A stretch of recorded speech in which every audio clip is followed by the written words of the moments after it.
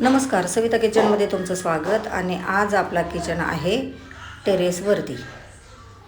चॅनलला लाईक करा, शेअर करा, सबस्क्राईब करा, घंटीचं बटन दाबा. आणि आपल्याला तर माहिती आहे गॅसची कशी टंचाई चालू आहे. तिकडे युद्ध चालू आहे, पण इकडे आपलं स्वयंपाकासाठी युद्ध चालू आहे, सगळ्यांना माहीत आहे. म्हणून आता मी टेरेसवरती चूल बनवली आणि चुलीवरच आता स्वयंपाक करायचं ठरवलं. तर आत्ता मी मटकीची भाजी बनवते. चूल पेटवली बघा, कढई ठेवली, तेलही पटकन तापलं. गॅसचा हाच फरक आहे, चुलीचा आणि गॅसचा.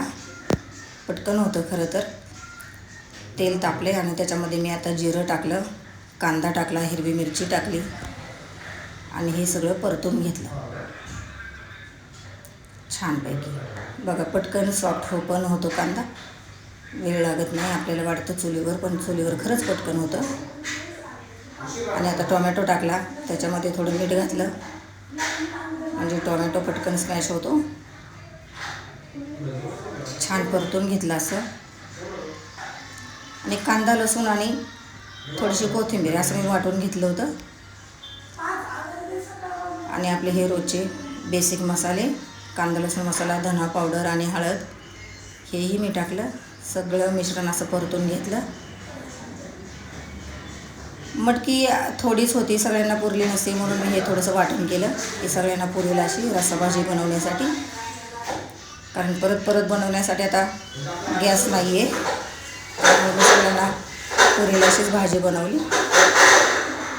आता मी ही मटकी टाकली त्याच्यामध्ये. मटकी मी आधीच तेलात परतून घेतली होती पटकन शिजण्यासाठी. कारण कुकर चुलीवर ठेवला असता तर तो कुकर एकदम काळाकुट्ट झाला असता. म्हणून मटकी पटकन शिजावी म्हणून मी कुकरला न लावता ती तेलात परतून घेतली. आणि आता याच्यामध्ये टाकलं पाणी. कोणतीही भाजी करताना आपलं वाटण चांगलं परतून घ्यायला पाहिजे. बघा, आपल्याला पाहिजे तेवढं पाणी टाकून घ्यायचं. मस्त ही रस्साभाजी करून घेतली. जाळ बघा कसा लागला आहे, छानपैकी भाजी आपली छान दिसते. आणि आता याच्यामध्ये मी थोडंसं मीठ घातलं आणि झाकण ठेवलं. बघा कशी दिसते, लगेच उकळी पण आली बघा. तुम्हाला जर माझा चॅनल आवडत असेल तर लाईक करा, शेअर करा, सबस्क्राईब करा आणि कमेंट नक्की करा आपल्या या जुगाडाला. भाजी छान शिजत आली आहे. मी आता थोडीशी वरून कोथिंबीर टाकणार आहे.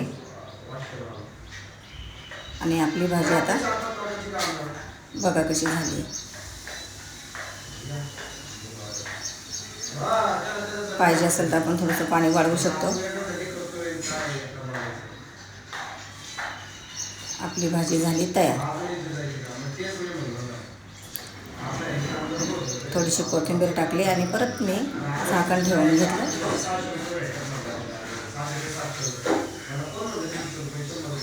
बघा किती छान दिसते भाजी. जाळही छान लागलं. व्हिडिओ पाहिल्याबद्दल थँक्यू.